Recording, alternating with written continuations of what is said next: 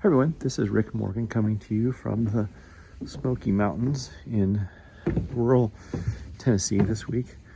I want to talk a little bit about the potential ire that has been stirred up by some about Key Collector app picking Comic Tom Garcia, and Ryan Sargent's book, Crashdown. And I thought, maybe I can offer a unique perspective on this. Maybe not. Maybe someone else has talked about this ad nauseum, and maybe it's not important to anyone. But I know Tom and Ryan personally, not very well, but I know them. Tom's been over to my house before, and I read the book. So far, anything I've read or watched has been from people who haven't read the book, don't know Tom or Ryan. So I will offer some insight, and I don't know how Nick at Key Collector is picking what a key is. I just know that for me, the definition of a key is something that in the storyline traditionally has been a key event of the character. It's death of a character, introduction of a new character, first issues, big battles happening, new suit comes out. Those are storyline keys that we like to buy. Let's see. There's a couple ways to do this wrong. I mean, let's add to that list interesting covers, interesting artists that have a first cover appearance, something like that.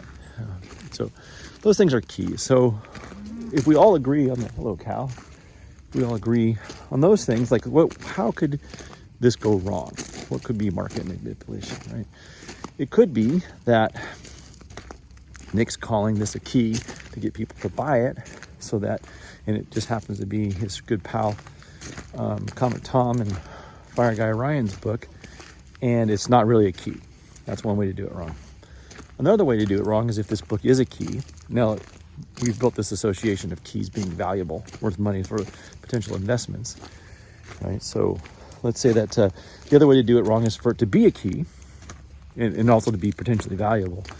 And he didn't say anything about it. So there's two ways to do it wrong. The ways to do it right are not to mention it if it's not a key, and to mention it if it is. So let us analyze this a bit, just between ourselves, and say, okay, is this book a key? Well, I can tell you I've read the book. It introduces this bunch of characters. It's your standard space sci-fi horror story. There are no elements in it that are unique. So you're going to read you'll have read about all of the elements of this separately before in other stories and seen them in other movies. And so nothing's new here. I only read one issue at this time, but so nothing new there, but there's a new character. They have a new character, a hero. It's a female character, and they're off in some space mission. So it's her first appearance. It's the first issue of a book that is written by sort of a larger than life comic book personality, and also Ryan, who is not quite as larger than life, but he's a good guy too. He's an interesting guy. They both have a lot of following. So for that reason, is it a key? Well, I think there are other comic book YouTuber personalities in the comic book making business, but it's the first appearance of something. It's number one, and it's a new character. For that reason, yes, I'd say it's a key of something. Is it an important, valuable key that you should speculate on right away? I don't know. Probably not. I have no idea. But it is a key. It's a key of the week. Came out, last week. So that all checks. So is the story great? No, it's okay. It's not great. Kind of average, I'd say. Was I glad I read it? Yeah, kind of. But I also know Ryan and I know Tom, as I mentioned.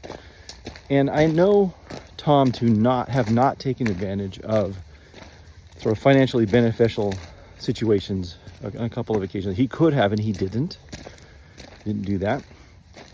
I know the same is true for Russ and for, I don't know about it being true for Ryan or Jeff, but it's definitely true for Russ. I've seen that a lot of times. And I've seen it a couple of times for Tom. I know them not to do these things, to take money, and their integrity meant more to them in that case. So it doesn't ring true for me that there was some sort of market manipulation. I mean, I get that people's ire is up after the CGC stuff. Who wouldn't be sensitive to it, right? And I don't think these folks want to speak out on behalf of themselves. So I'm gonna do that for them.